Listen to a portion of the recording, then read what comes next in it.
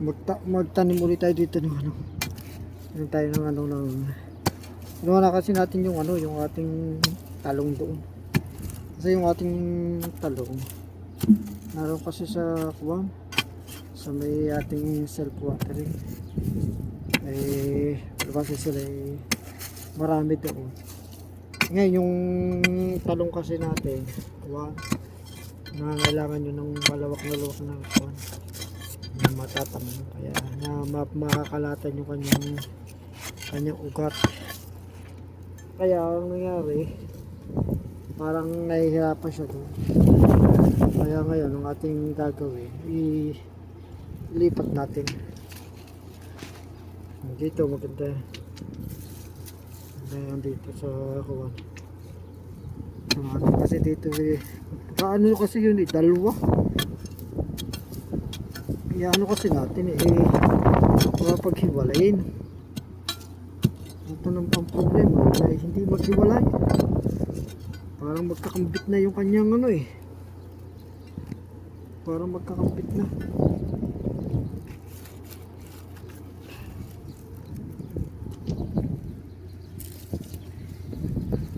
Dito natin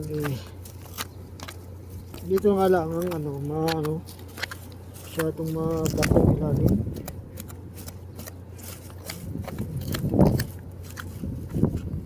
Batong ilalim, maraming mga kasi sa lugar na ito mabato ang lupa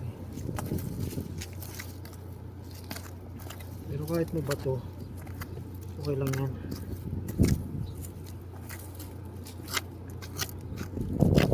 Yun, tay lang yan matatanggal naman tay.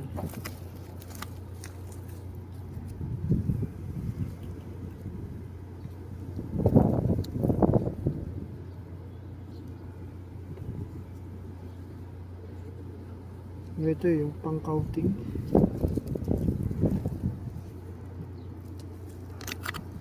Yan. Ayos, pwede natin itanim na sa nyo. Yan. Pwede natin ito. Yan.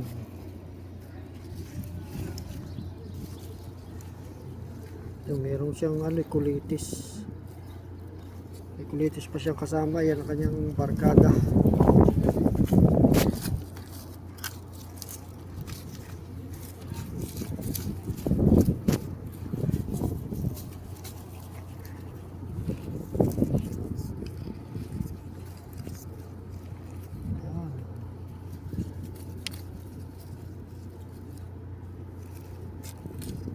Yan, ayos. Sasede yan. Tapos ito namang ating dito kamote, ating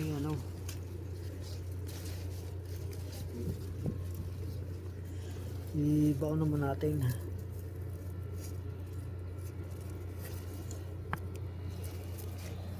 ng arika para ang ating kamote.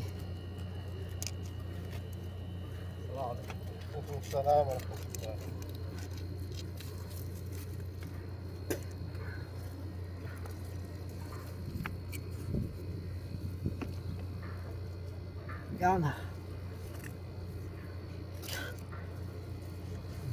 Yan. Ang dapat yung kamote pagka ito nakabaon yung tangkay. May posibilidad pa siyang magkalaman, kaya maganda sa ganito binubuang kahit matabo na lang ng kaunting lupa. Okay na yan yan. Dito meron pa ako ibabaw dito. Yan ang ating dito yung isang ito.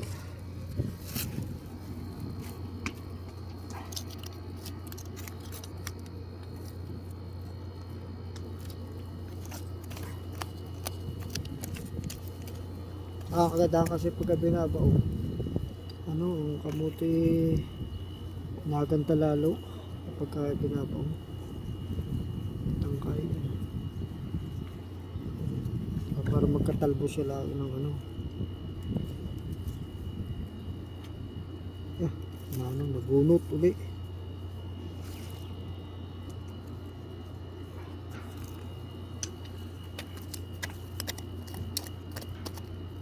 Yan, ito.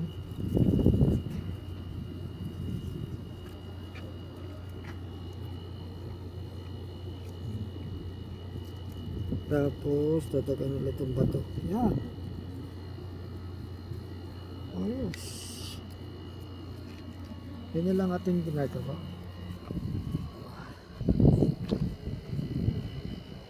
Tapos meron naman tayo dito kuwan.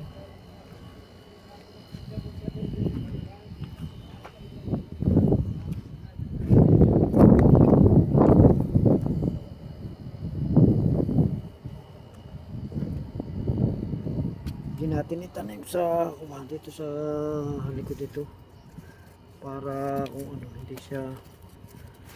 hindi siya may initan.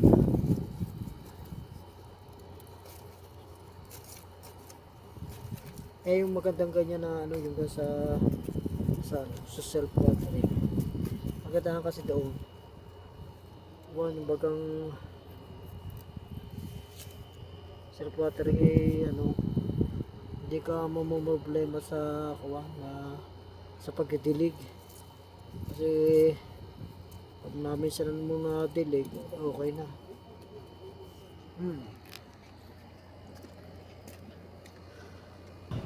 Makakuha doon ng ano, ng yung dumi ng ano, ng mga ibon. Tama-tama, meron akong pansalo din yan. Ang dagay ko pang ano, pansalo. Uy, tago muna pala yung aking ano. Ito yung ano, ito yung ating kuwan dito. Mataba ito dahil kuwan. Mataba yan dahil ito yung mga maraming dumi ng ano, ng ibon.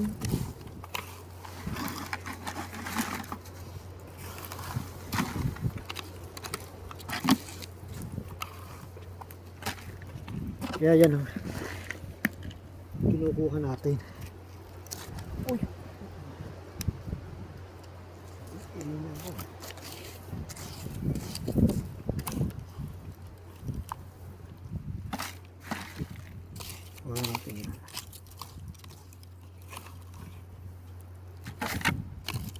Pag ito kasi mga garto, inialagay ito doon sa ano,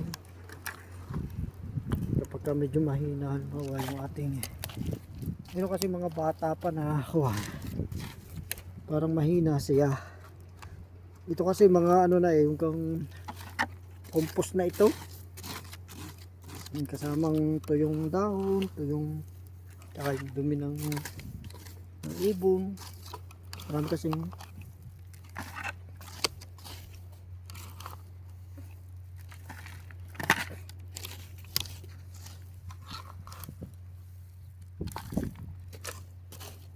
Marami kasing mga ano, mga ibon diyan sa gabi diyan. Diyan sa taas na ano, natulog yung mga ibon. Kaya yan ang magandang kuhanin.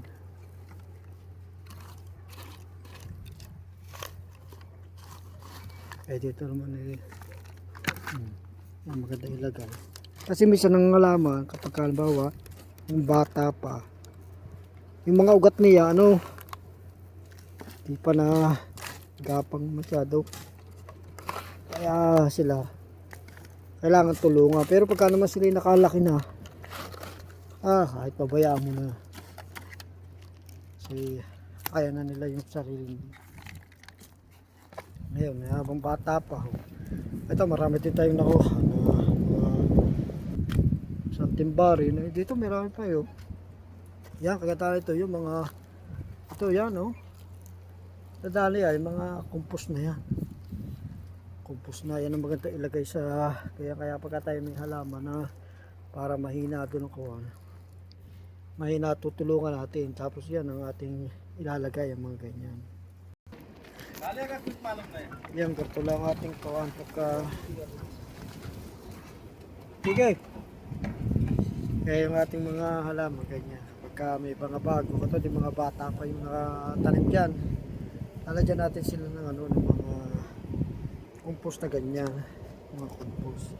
Yan kasi ano, yung compost, ano yan, yung ready, kumbaga sa pagkain, ready to eat na, luto na. Yan na dyan. Kaya maganda lalagyan natin.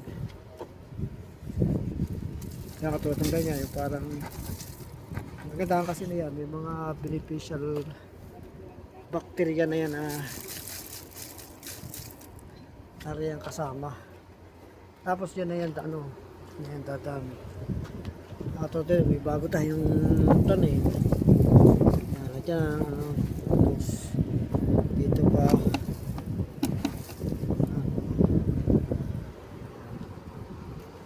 Yan ang ating, ano, ilalagay.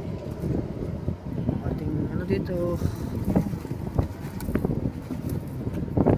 para ready to eat na siya. Pagkain agad siya. Yan, katulad ng mga ito. Yan, dito. Lagyan natin kasi anong gantuin ng ano, mga mararami sila. Ito yung mga palaya. Dami kasi nila diyan. Kaya kailangan lalagyan mo sila ng compost diyan.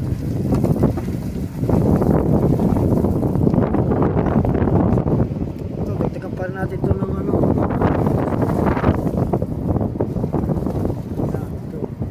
Ito rin. Kasi nadami na yung kanilang mga ganyan lang gagawin natin. Pag dumadami na sila, nakikita mo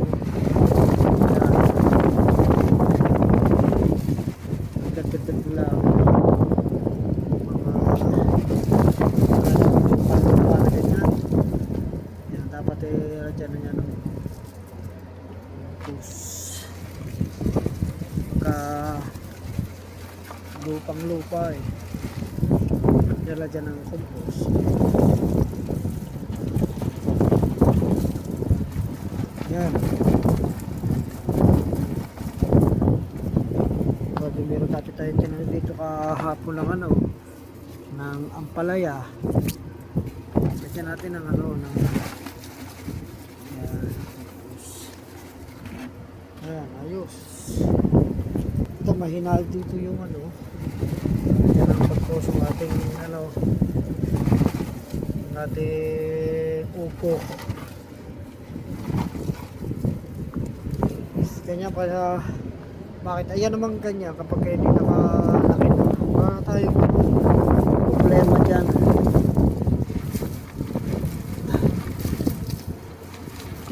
Kasi yung padayon yung malaki na yung kanyang mga ugat niya nakakalat na yan dyan sa kuwan. Nakakalat na.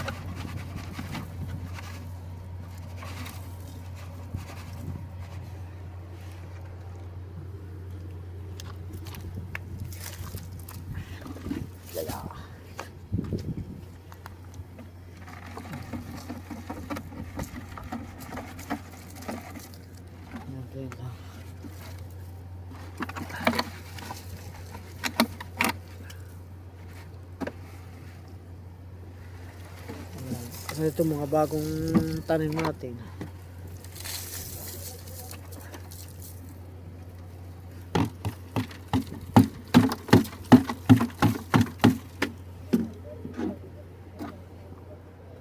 Ganyan lang ating gagawa.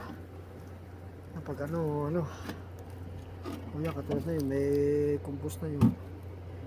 Pagka isang araw punta ulit tayo dito kasi yun, maglalaba pa ako naglalaba, kaya kailangan din magano muna ako, maglaba muna, saka na ulit ako kumuha dun ng ano,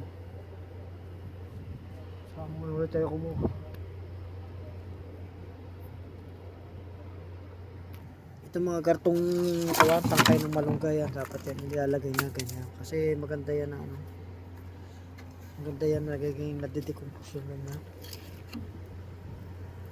Tago muna natin yung ating ano doon, lagay pagka ano, bukas kung may panahon makakuha uli, malagyan yung mga ng dagdag din sa ating kung basta tayo nakakakita ng mga kuha na pwedeng ilagay.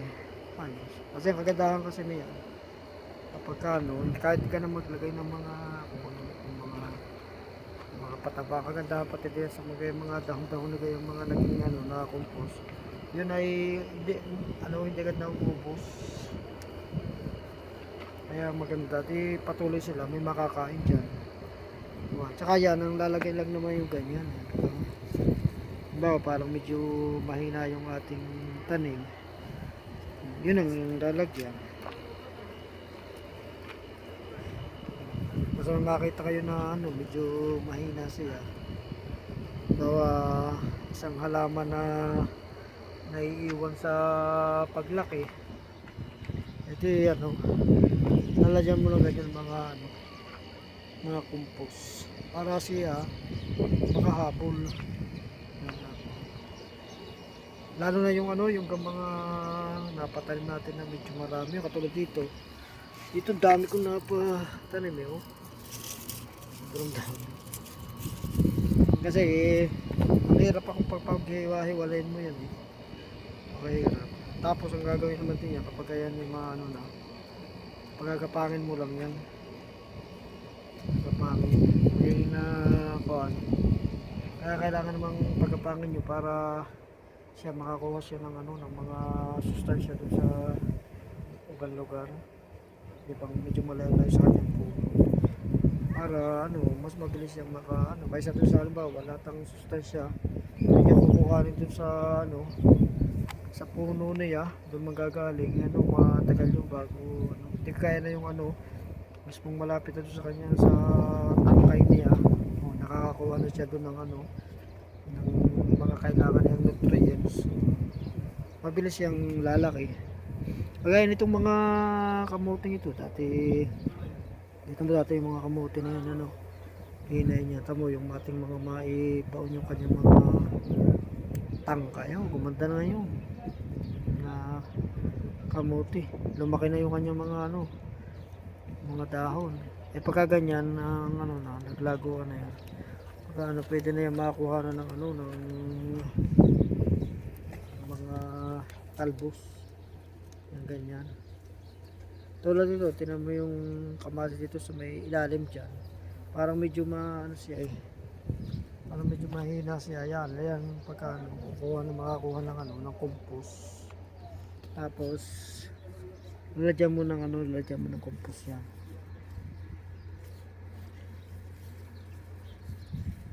Ito, katulad ito, meron tayong sitaw daw. Ang gagawin naman sa ganyan, siyempre natatambilan siya. Yung mga buhay na yan. O, anong gagawin din? Para siya masikatan ng ano, ng araw. Itong kartong mga dahon ng kuha, babawasan. Ito yan. Yan, bawas na. Yung bago, ilagay mo rin yan diya sa tabi para maging ano siya diya. Maging fertilizer. Yan, yan. Yan.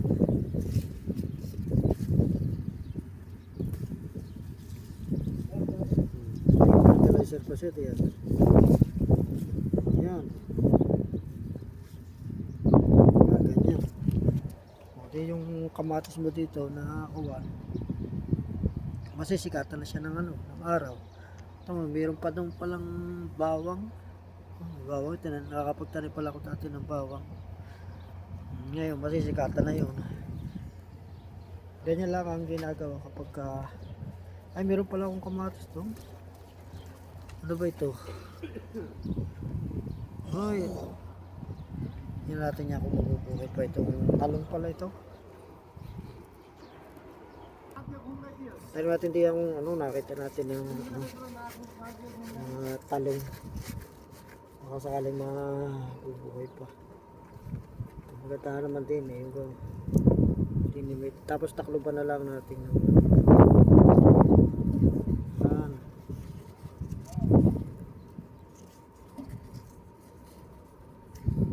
tapos takloban natin yung malapad-lapad na pwede maitaklob. So, ito ay dito ng kuha. Yan. Yan, takriban lang ganyan. Pagka ano, ang ating bagong tanim. Kasi bukas mainit eh. Kaya mo ating mabuhay. Kapag kabuhay na, yung pwede na, saka natin tanggalin yung ano. Ito yung ating ano dito, yung ating ampalaya dito. Oh, tiki ah. Tikay. Halas, exam. Alas, exam. Alhamdulillah, pass. Pura pass. Pura pass. Pura pass. Very good. Very good. Bating karta लेना हाँ. अच्छा bating permit लेना हाँ. हाँ केरला इधर आ रहा है केरला bating इधर ऊपर आ रहा है Pass, how. oh alhamdulillah Good. good Lazim pass. pass maybe next week bating give a card خلاص only चाहिए maybe office sign me because me ज़्यादा problem go office ज़्यादा दूर maybe office उसका sign मेरे sign like this خلاص no see aloe vera अरे दूसरा आदमी उधर किस dumping बाद में लेना हाँ. इधर डालो अच्छा Dalo. we chop also this aloe vera pata Pata. good this pata now little big is coming अच्छा भी डालो थोड़ा this like this Pura dalo. लेना उधर बाद डालो अच्छा अच्छा. सेम खाना अच्छा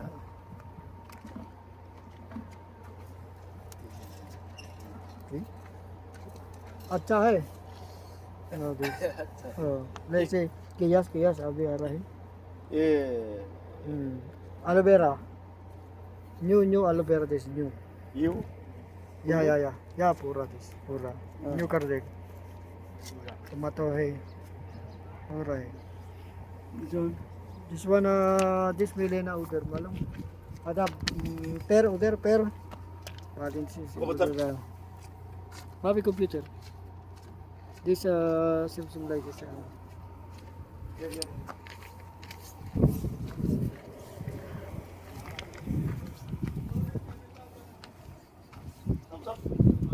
हाँ मैं चपचप अला मैं लेना पहले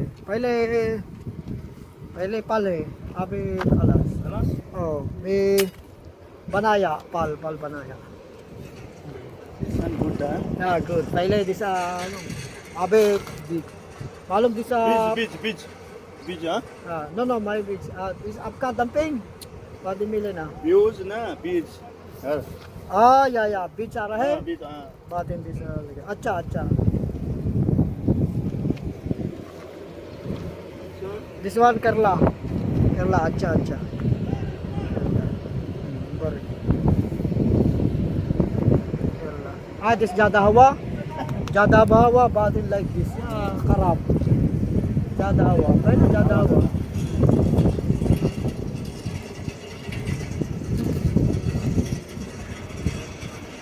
pati kasi yung ating mga kaibigan dagat dito eh kaya yun binibisita nila yung ating halaman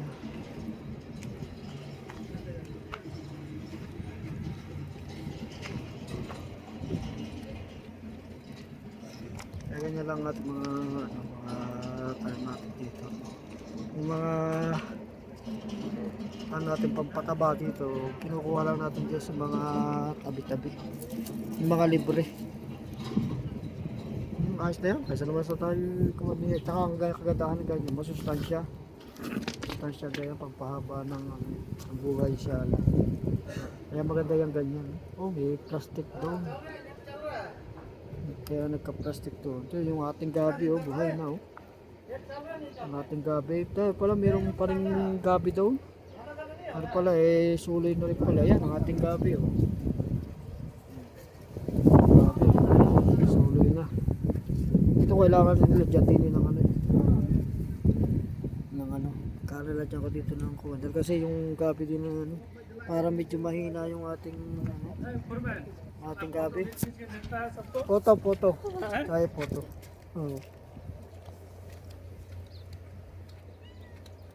Kaya ano, pagka ano, bukas, kung may oras pa inshallah, malagyan ng gano'n ito ng ano, na humus. Tapos ang ganyan naman, ano, magandahan kapag kainin na dilig mo, saka sila na ano, na dito kasi dati maraming mga humus diyan, kaya kita mo yung mga kalabasa diyan, ganda na ng ano, ganda lalaki ng mga dahon. Kahit itong kamuti, naggandahan eh. Kita mo itong mga ano, mga sitaw, lalaki ng mga dahon. Kasi dito kasi dati, marami yung mga humus dyan. Tapos ang gagawin naman pagka ganyan, dagdag-dagdag lang para yung humus ay tuloy-tuloy. Ang dadagdagan. Sa una ka lang naman maglalagay ng ano, ng ganyan, ng humus na tapos pagka ano, ay dadagdag mo lang yung mga dahon-dahon na lamang. Tapos tuloy-tuloy na yun. Yan lang ano, start here sa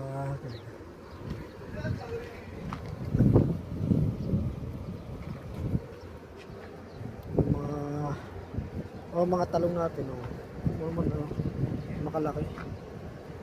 Ayos na. Ayos din, malagyan yan ako nga. Yung mga kusa ng mga nalalagod diyan, mga dahon-dahon. Tapos yun na ngayon ang mabubulok. Ayun na ngayon ang magiging ano niya. Ang magiging fertilizer niya. At kaya automatic. Kahit hindi na tayo maglagay ng mga fertilizer. Kaya mas maganda ang ano, ang halaman. Yung sila'y marami. Labo-labo. Kasi kapag ka marami, mas marami lalong mga dahon ng mga mamamatag sa ano, sa lupa ay ano, marami mga fertilizer na makukuha yung halaman. Kaysa doon sa halimbawa yung ang ating tanim ay ilan para ilan tapos ang nangyayari pa yung tayo ay masyadong malinis pa doon sa ating mga halaman, kaya tuloy wala masyadong silang mga automatic na mga fertilizer na nakukuha doon dahil sa ano, hihinan niya yung ating tanim. Pero kung titingnan mo, maganda naman tingnan na gawa ng ano, malinis. Ay pero ang maganda kasi doon sa kuha, yung maraming mga ano, mga halaman. Ang gagawin lang naman natin kapag yung yan kasi parating mga ano eh, merong mga malalakas, parang yung tao na merong mga malalakas, merong mga mahihina. Tapos yung mga mahihina ngayon, ang ginagawa naman doon eh, kailangan lang may mahaba. Kaya hindi humaba na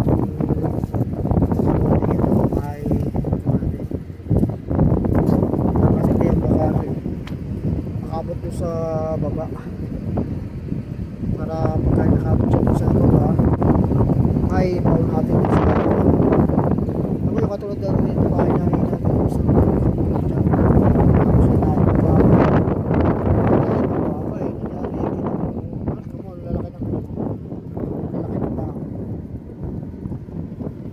sa nga pala eh, yung nga pala hindi pa na nakakapag-subscribe eh, mag-subscribe na tayo dahil maglalaban na eh, ngayon kasi nagbubusin ng taglab eh, ang hirap maglaba pagkagabi, kaya ilan na akong ka-attempt ng paglalaba, hindi na tuloy nakapaglaba dahil kasi ang lamig eh. So sige, subscribe tayo, maraming salamat.